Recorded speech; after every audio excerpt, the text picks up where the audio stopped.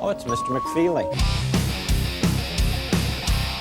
I have seen the future, and he was wearing number 5, and I ain't talking about Robbie Grimsley, folks. Took out the muffins, took out the trail mix, took out the cookies. They stole the monster cookies. Wow, that's awesome. That is so awesome. Let's do some broadcasting. Let's do some broadcasting. Our guy Mike McFeely joins us in studio. It's the day before the day. Fall camp starts tomorrow. You're going to be out there, I'm sure, at 11 o'clock in the morning, ready to go. Dragons now? No, I'm talking Bison. Oh, the Bison. Dragons start next week. Excited about that, too. Yes. Oh, very excited. Jack Strand's senior year. Should be exciting for Steve Lockway over there.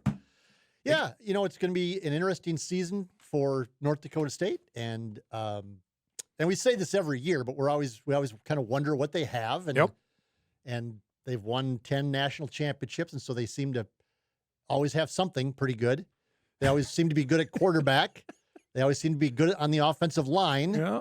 And it's just sort of how the pieces fit in. But there's obviously a question. I'm sure Cole Payton will have to answer the questions whenever he's made available, whatever, tomorrow or whenever. It's like, are you the guy? Mm-hmm. Can you be the guy? There's a lot of fans leaning on him to be the guy. And there's a lot of questions, frankly, of whether he can handle it and whether he's physically able to be the next great quarterback in North Dakota State. Kolpeck and I went through a couple positions yesterday. Are there any either battles or players not QB related that you're going to look at during the next month at fall camp? Yeah, I mean, tight ends is an interesting one. I mean, other than Carson Williams, that's exactly right. Who's going to be in that position? Yep. I still don't know that the offensive line is 100% set, is it? I don't think so. I think there's so at least either. one position up for grabs. I think that's guard is up. And again, we question, it's like, but they always seem to find guys. They're always fine. But it's, who's going to be those guys and who's going to be the backup. So that's the offensive line. The only college in America where the offensive line is like a huge, people are sitting around bars in North Fargo going, who's going to play right guard? I mean, name another. Nowhere. Again, you and I have joked about this over the years, but, poor Dave Richmond and poor Jory Collins, they're trying to get something going basketball-wise at NDSU, and people at Labby's are talking about the left tackle or the right guard more than they're talking about the point guard or the big. Correct. I mean, so that's just where we are in Fargo. Defensive line, we're going to have to see who they start there and who plays. I think, we might know who's going to start, but who's going to develop depth there? Yep. I think there's a lot of young guys that are going to be relied upon, are going to have to be relied upon. And I think that's going to be the same in all of FCS because of all the stuff we've talked about the last 3 or 4 years. And it's, this is the first year I think really that's, I don't want to say it's caught up to North Dakota State, but last year they had all those seniors that came back. And so it was not, it didn't quite hit them last year. I think this year's where you go, okay, now there's a bunch of seniors left. The COVID years now, there's probably only a couple guys left on each team that are COVID guys. And nothing against the kids, but thank God that we're done with that. Like, how many? To track years. So you're a junior, but you're a senior academically, and you're in your 5th year, but you have an extra year. And we're trying to figure out the math, and that was never any good. I think the defensive end from Albany that North Dakota's Jack Uliano. I think he's the 32-year-old defensive end. He's in his 7th year. In his 7th college year. Yeah, 7th college year. Yep. And one of those is his last year. Last hurrah. So you can look at it as I'm sure did he have an injury year in there? So he had one and he red shirt and the Ivy as well, because the Ivy didn't play, so that didn't count against him. And then and a COVID year thrown on top of that. That's why he actually played 2 years at Penn, transferred, played 1 year at Albany, and now he's got 1 year left here in Fargo. So. Which was interesting that I read your story that's at Inform today about the transfers, where he said, I wanted a better experience. Yes. Sounds like things were pretty fun at Albany last year. He did not have fun. Your guy Gattuso apparently did not make things great. Who now is at Penn State now. Yes, good for him. There. Every once in a while, I run across that. I have the video on my phone off of your guys' broadcast of when Gattuso was just was so mad at Matt Entz. It was a 27-6 game. I never understood that. And Gattuso like calls him out publicly. Oh yeah. And made a point to go after Entz. Like, classless. It's like, what? It was 27-6. If it's 72-6, that's one thing. We got another story if it's 40-6, but it's 27-6, and they got a backup quarterback who they wanted to see what they had. Oh, and so they had Cam Miller throw a couple of passes. Yep. Apparently that was good. Again, the level of pettiness in college football knows no bounds. Incredible. So, incredible. That was pretty good. I learned a new. Speaking of pettiness, I learned a new one. The 2019 semifinal game against Montana State. Yep. Remember that game? NDSU ended up winning 41-6 or something. But we remember Jeff Choate, the head coach at Montana State at the time. That's when he was whining about the NDSU has cost of attendance and NDSU has this. It's not a level playing field. And that was the story all week. I reported on it. Nobody in Bozeman did. They didn't think it was a big deal. I'm kind of going, it's pretty interesting that he's like basically saying that NDSU isn't better. They just have more money and more facilities. And so that's when Spencer Wagey was doing. Was it Wagey? No, it was Tuska. Derek Tuska was doing the make it rain every time he'd make a sack or a tackle. It was just fantastic. But playing into that, which I just learned in the last couple of weeks, was before the game, and I'd have to go back and watch to see if it's on video, but NDSU was out stretching and doing their thing, and Montana State ran through them coming out of the tunnel. I don't know if I remember that. And that was a big deal. From what I never noticed it at the time. Really? It never came up before, but there was some pleasantries exchanged between the head coaches. Who, by the way, now they're in the same league together. They're in the same conference together. Yeah, because Choate is the coach at Nevada, and obviously Matt Entz is at Fresno State. Yes, so. But only for one more year. But so they're in the same league right now. At least for now. But there was some have a great days exchanged when the Montana State players ran, jogged, some of the position players jogged through the stretch line or whatever. I want to throw up the schedule for 2025, have you look at it here. And obviously it's a 12-game year, and the Bison will start with their first 2 games on the road. That hasn't happened since 2014, Chris Kleiman's first year, when they opened at Iowa State and Weber State to start that season. The game with USD obviously is going to stand out to me, with that being the conference opener. I'm curious to see what the Coyotes have. What about you? What games outside of the obvious? Illinois State is the one that's there. I mean, Illinois State we think is going to be pretty good, and they have a bunch of guys coming back. And they have some guys that were hurt last year that are back as well. Yep. So I mean, we always seem to kind of get excited about Illinois State every year. Every year. And last year was like, I mean, I was on the Illinois State train last year. And then they just kind of flopped until they ended up winning 10 or 11 games. They won 10 games, made the second round of the playoffs last year. I shouldn't say flopped, but then, NDSU just steamrolled them, and South Dakota State steamrolled them. And same thing happened in 2019, year. They went out to Cal Davis, I think, and basically got steamrolled out there. So every time they played a good team, they sort of got just rolled. Yep. So we'll see. Illinois State, obviously, South Dakota State. Yep. At North Dakota is going to be we'll see where both teams are at that point. Yep. I need to see what UND has. I am of the belief that UND is going to be better under Eric Schmidt than they were under Bubba Schweiger. I agree with you there. I think that there are recruiting connections, and I've heard that they've sort of restructured some things internally in terms of recruiting and nutrition and strength training and all that stuff.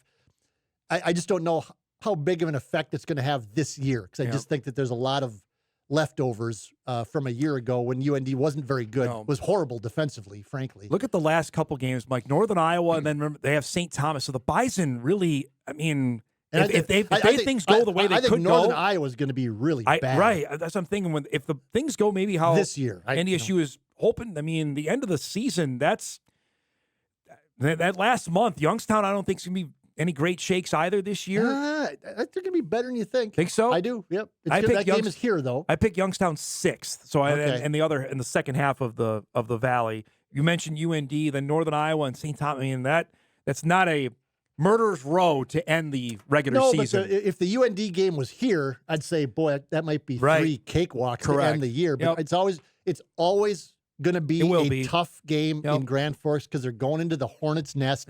And I've said it 1,000,000 times before. I'll say it 1,000,000 more.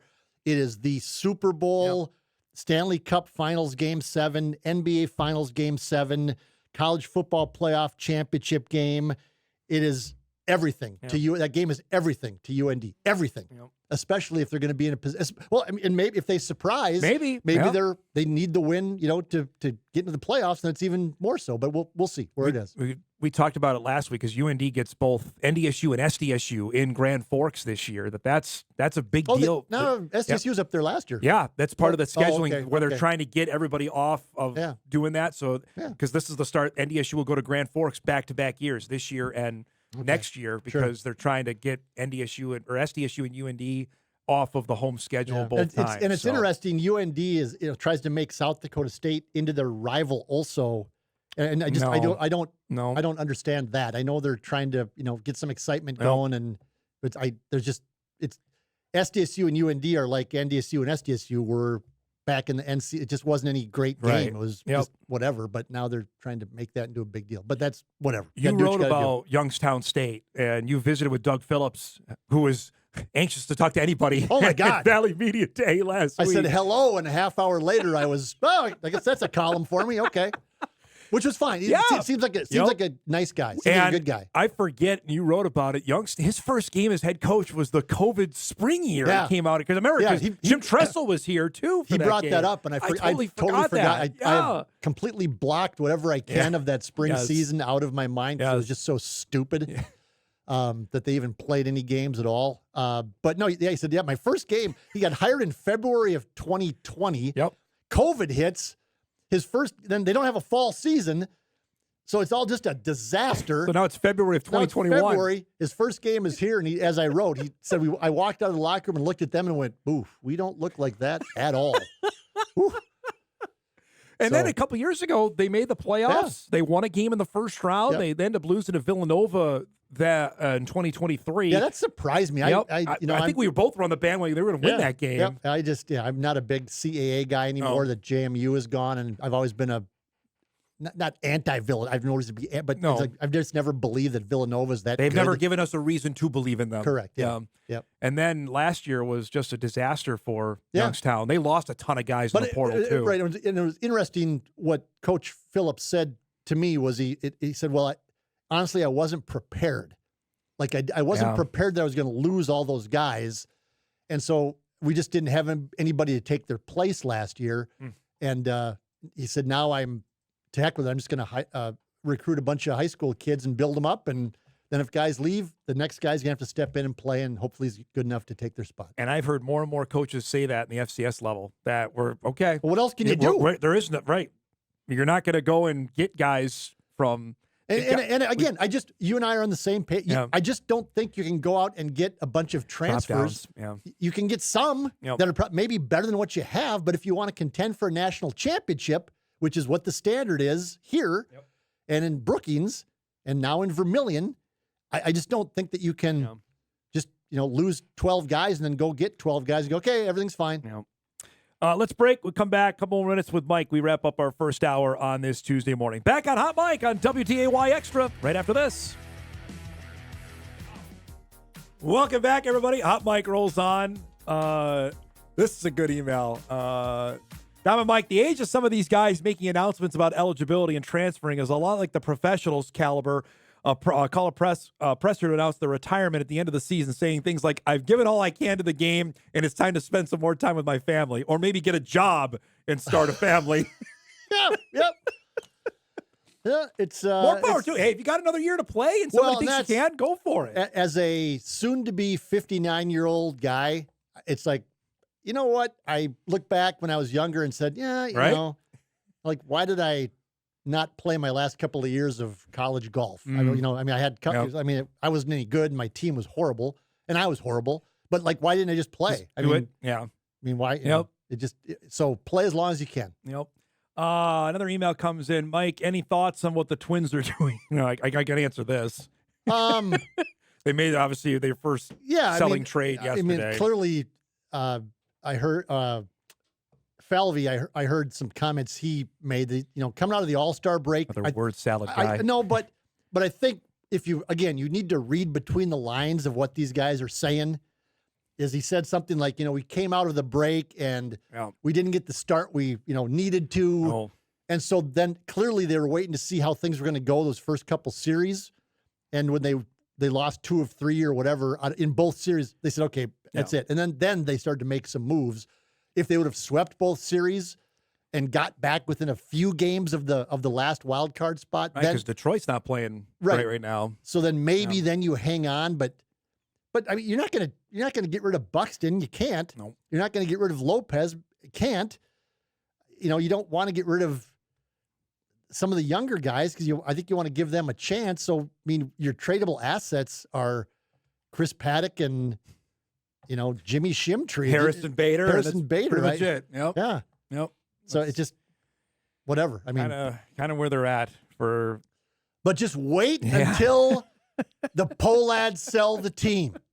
Then and everything's going to change. Going to take off because then the new owner is going to be doing the Derek Tuska thing and just throwing money at free agents. That's the dream of all these hayseed fans and all these rubes on the radio in Minneapolis that once they just absolutely believe with all their heart that if some other guy other than the dastardly Polads owns the Twins, that suddenly they're going to just start throwing money and they're going to build this World Series champion in a year or two. And my prediction would be, knowing how this all goes, I've been around a little bit. I followed stuff a little bit. Whoever buys the team, they're going to come in and say, we're going to do what we got. They're going to say all the right things.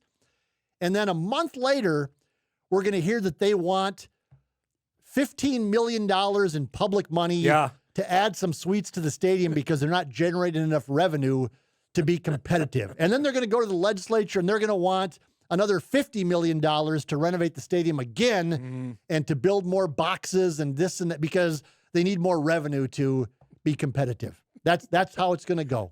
You're predicting it. Yes. All right. That they're going to ask for money before they spend money. Probably.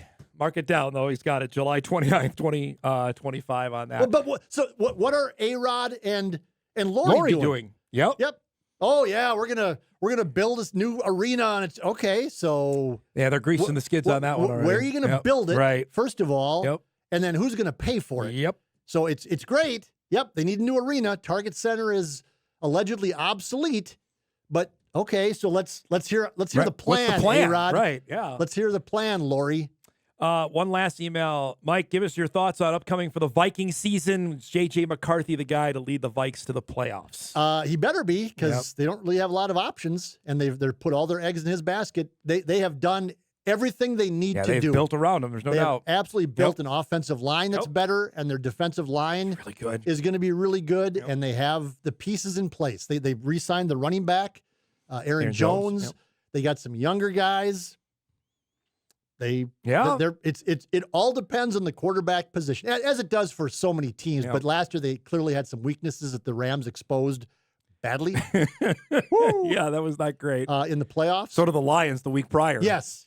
I could have gotten 3 sacks on Sam Darnold in that. I mean, and I'm 5'11", 185, and You've got great 58 burst. years old. Great burst though, and my engine's always running. Yeah. My motor's always running. Great hands. My motor's always running.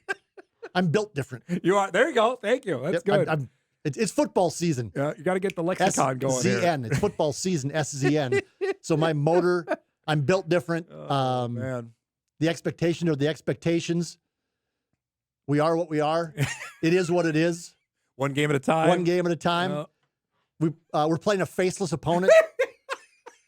It's about the name. It's about the name on the front of the jersey, not the name on the back of the jersey. That one gets me every time. Yep. Faceless opponent. That's good. Nobody thinks we're going to win. No. Circa Chris Kleiman 2017. Yes. Nobody thought we were going to win that game. Who thought that? Like nobody thought we were going to win that game. What? What are you talking about? You're the reigning champ. What are you talking about? you're ranked number 1 in the country, and you're the defending national champion. You've won like 5 of the last 6 national championships, and you literally said nobody thought we were going to win that game. What? Like who? Some guy in Uzbekistan in the mountains? Tell us who thought that, and I went up to him, which I give myself eternal credit for. I literally went from my chair up to the thing and went, who? Name one person that didn't think you were going to win that game. Well, no, you guys were dogging us. I'm like, what? Who? Yeah. Just give me one name. Oh, man. Couldn't do it. Before we go, you have a favorite 1990 Chicago Cub. We were talking about that before you came on. Oh, boy. I always liked Andre Dawson. I always thought he was cool. Oh, gosh. I always thought he was cool. And he just, the swing he had, it just was. Yep. He was just a long, lean guy and just kind of quiet, and he was outstanding. But coming from a place where we had one television station, and we didn't have cable. I don't even know if it was available at the time when I was growing up, and mom and dad didn't have the money to get it anyway. So to come up to college up here and then have cable in the dorms at that time, although I don't think we did at that time, to have cable available somewhere. And then to see like WGN, like there's a baseball game in the middle of the day on TV. The best thing ever. I mean, right? I mean, I was like, wow. I used to see like 3 games a year on TV. That's it. You know, the playoff games and the All-Star game, like 2 Twins games a year. That was it. Yep. Yeah. And so to see, like every day, you'd like walk into the lounge area of the dorm and like, there's a Cubs game on. 1:30 in the afternoon, at 1:30 on a Wednesday. Yeah. I'll be darned. Yeah. How about that? It's great. Some drunk guy calling the games, and it was fantastic. Thanks as always for stopping by. We'll see you at practice tomorrow, okay? Right? Oh, you're going to go there? Are you assigning me to this? Yes, you're out there tomorrow. We'll see you then. Yeah. All right. Mike McFeely joins us each and every Tuesday at 9:30. Back, we'll start hour 2. Grant Olson will join us, NDSU defensive coordinator. Other side of the break when we come back right after this.